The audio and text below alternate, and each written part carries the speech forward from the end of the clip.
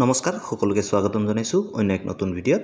এইটো ভিডিঅ'ত আলোচনা কৰিম যে যিসকলে ই-ৰিক্সা বা মপেডৰ কাৰণে আবেদন কৰিব বিচাৰে, চৰকাৰৰ ফালৰ পৰা যি ই-ৰিক্সা বা মপেডৰ সুবিধা দিব, সেইটো যদি আপোনালোকে পাব বিচাৰে, আপোনালোকে এই ফৰ্মখন ফিল আপ কৰিব লাগিব।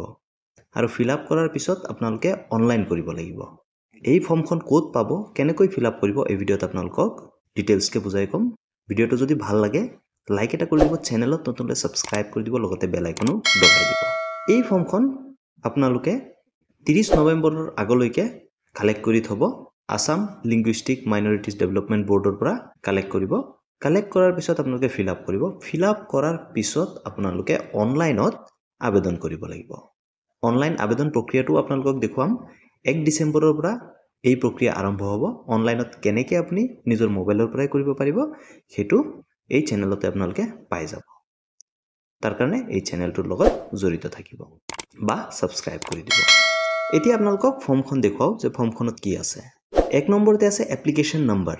ইয়াত এপ্লিকেশ্যন নম্বৰটো দিয়া হোৱা নাই, কিন্তু এই এপ্লিকেশ্যন ফৰ্মখন যেতিয়া আপুনি বৰ্ডৰ পৰা আনিব যাব, তেতিয়া অলৰেডি এপ্লিকেশ্যন নম্বৰ লিখা থাকিব বা এপ্লিকেশ্যন কোড এটা আপোনালোকক দিয়া থাকিব।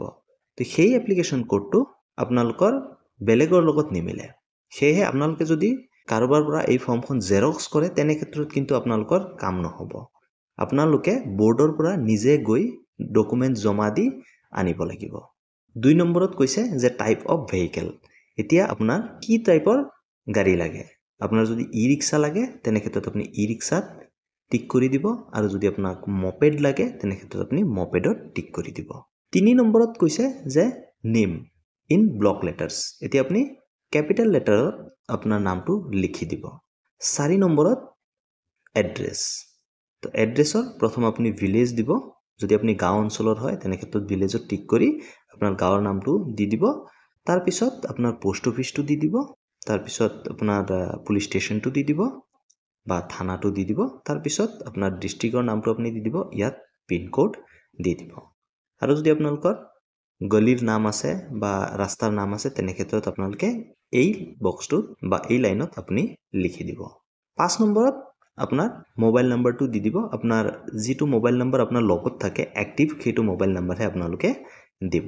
6 নম্বৰতে আপোনাৰ আধাৰ কাৰ্ড নম্বৰ, সেইটো আপোনালোকে দি দিব। 7 নম্বৰতে ফাদাৰ্ছ বা হাজবেণ্ড নেম।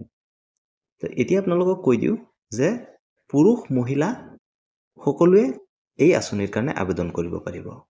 যদি পুৰুষে আবেদন কৰে, তেনে ক্ষেত্ৰত ফাদাৰ্ছৰ নামটো দিব পাৰে, আৰু যদি মহিলাই আবেদন কৰে, তেনে ক্ষেত্ৰত ফাদাৰ্ছৰ নামো দিব পাৰে, হয়তো হাজবেণ্ডৰ নামো দিব পাৰে।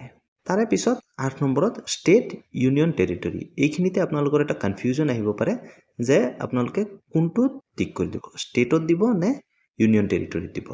যিহেতু আমি অসমত আছোঁ আৰু অসম এটা ষ্টেট হয়, সেয়েহে আপোনালোকে ষ্টেটত টিক কৰি দি ইয়াত আসাম বুলি লিখি দিব।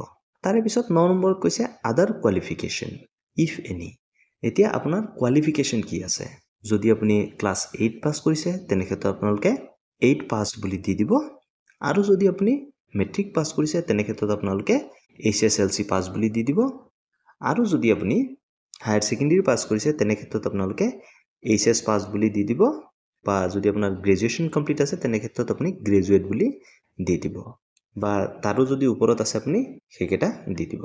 আৰু এইখিনিতে টাৰ্ম এণ্ড কণ্ডিশ্যন এটা আপোনালোকক কৈ দিওঁ যে এই মপেডখন আপোনালোকে যেতিয়া ল'ব, মপেডেই হওক বা ই-ৰিক্সাই হওক, যেতিয়া আপুনি লওঁতে কিন্তু সেই মপেড বা ই-ৰিক্সা আপোনালোকে নিজে চলাব লাগিব।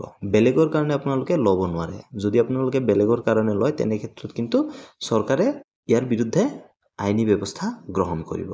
সেয়েহে যদি আপুনি নিজে চলাম বুলি ভাবিছে, তেনে ক্ষেত্ৰতহে এই আঁচনি ল'ব। তাৰপিছত 10 নম্বৰত ডেট অফ বাৰ্থ, জন্মৰ তাৰিখটো কিমান হয় সেইটো দিব লাগিব। লগতে আপোনাক ইয়াত লিখি দিছে যে এটাচ প্ৰুফ, এটা প্ৰুফ দিব লাগিব। হয়তো আপোনাৰ HSLC, অৰ্থাৎ আপুনি যদি মেট্ৰিক দিছে, তেনে ক্ষেত্ৰত মেট্ৰিকৰ এডমিট কাৰ্ডখন দিব, য'ত আপোনাৰ ডেট অফ বাৰ্থটো মেনশ্যন আছে বা উল্লেখ আছে। যদি আপোনাৰ বাৰ্থ চাৰ্টিফিকেট আছে, সেই বাৰ্থ চাৰ্টিফিকেট আপুনি দিব পাৰে। আৰু নতুবা আপোনাৰ আধাৰ কাৰ্ডখন আপুনি দিব পাৰে, য'ত আপোনাৰ ডেট অফ বাৰ্থটো আছে। বা আপোনাৰ পেন কাৰ্ডো হয়তো একচেপ্ট কৰিব পাৰে।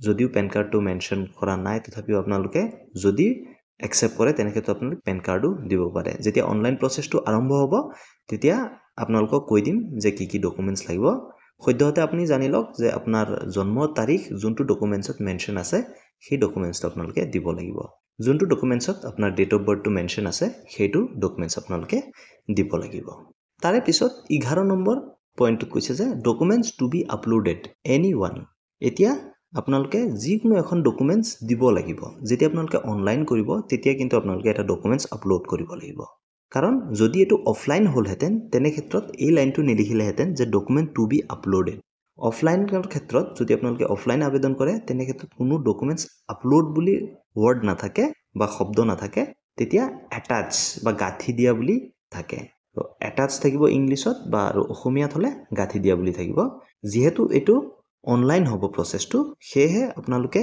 এই ডকুমেণ্টছ কেইটাৰে যিকোনো এটা ডকুমেণ্টছ আপোনালোকে দিব লাগিব বা আপলোড কৰিব লাগিব অনলাইন পৰ্টেলত হয়তো আপোনাৰ আধাৰ কাৰ্ড হ'ব পাৰে নতুবা আপোনাৰ ভোটাৰ আইডি হ'ব পাৰে বা বেংক পাছবুক হ'ব পাৰে বা অন্যান্য সাৰ্টিফিকেট আপোনালোকে দিব পাৰে অনলাইন প্ৰচেছটো ষ্টাৰ্ট হোৱাৰ লগে লগে আমি আপোনালোকক দেখুৱাই দিম বা এটা ডেমো ভিডিঅ' বনাই আপোনালোকক দেখুৱাই দিম আপোনালোকে নিজৰ মোবাইলৰ পৰাই ঘৰতে বহি আবেদন কৰিব পাৰিব 12 নম্বৰ কৈছে কি মেৰিটেল ষ্টেটাছ যদি আপোনাৰ বিয়া হৈ গৈছে তেনে ক্ষেত্ৰত আপুনি মেৰিডত টিক কৰি দিব আৰু যদি আপোনাৰ বিয়া হোৱা নাই এতিয়ালৈকে আপোনালোকে আনমেৰিডত টিক কৰি দিব ইয়াৰে পিছত 13 নম্বৰ পইণ্টত কৈছে যে families annual income in rupees অৰ্থাৎ আপোনাৰ পৰিয়ালৰ বাৰ্ষিক আয় কিমান টকা আপোনালোকে এবছৰত ইনকাম কৰে সেইটো আপোনালোকে ইয়াত লিখি দিব ইয়াত এটা ইম্পৰ্টেন্ট নোট দিছে যে income certificate required at the time of vehicle distribution অৰ্থাৎ যেতিয়া আপুনি ই-ৰিক্সাখন বা মপেডখন ল'ব যাব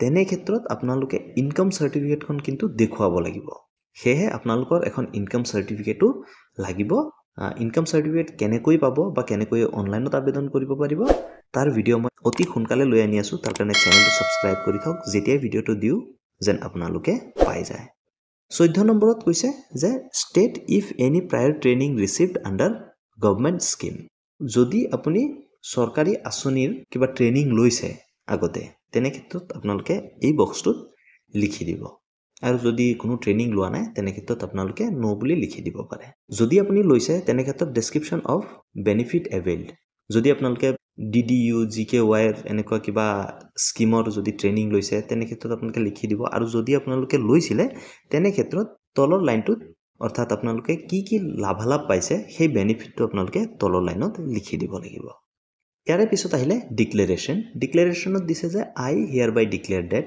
the above information provided by me is true to the best of my knowledge I have read and understood the guidelines mentioned in the application norms তো ইয়াত আপোনাৰ স্বীকাৰোক্তি দিছে যে আপুনি যিখিনি ইনফৰমেশন দিলে সেইখিনি ইনফৰমেশন সত্য হয় আৰু আপুনি ইয়াৰ বিষয়ে জ্ঞাত এই স্কিমৰ যে গাইডলাইন সমূহ আছে এই সমূহ আপোনালোকে বুজি পাইছে হেতুৱে এই স্বীকাৰোক্তিত লিখিছে তাৰে পিছত ইয়াত আপোনাৰ তাৰিখটো লিখি দিব আৰু ইয়াত আপোনাৰ ফুল সিগনেচাৰ কৰি দিব অৰ্থাৎ আপোনাৰ সম্পূৰ্ণ সহিটো ইয়াত কৰি দিব কৰি দিয়াৰ পিছত আপোনালোকে এই ফৰ্মখন কিন্তু অনলাইনত আবেদন কৰিব লাগিব পৰ্টেলটো খুলি দিব 1 ডিসেম্বৰ তাৰিখে কেনেকৈ কৰিব লাগে মই আপোনালোকক স্টেপ বাই স্টেপ দেখুৱাই দিম যদি এই এপ্লিকেশন ফৰ্মখন আপোনালোকে এই এড্ৰেছত পঠাব লগাও হয় আপোনালোকক জনাই দিম এতিয়ালৈকে কোনো আপডেট আহা নাই মই যিমানখিনি জানো ফৰ্মখন আপোনালোকে ভালকে ফিল আপ কৰি দিব আৰু যেতিয়া আপোনালোকে ফৰ্মখন ল'ব যাব বৰ্ডৰ পৰা হিহতে আপোনালোকক কৈ দিব যে আপোনালোকে ফৰ্মখন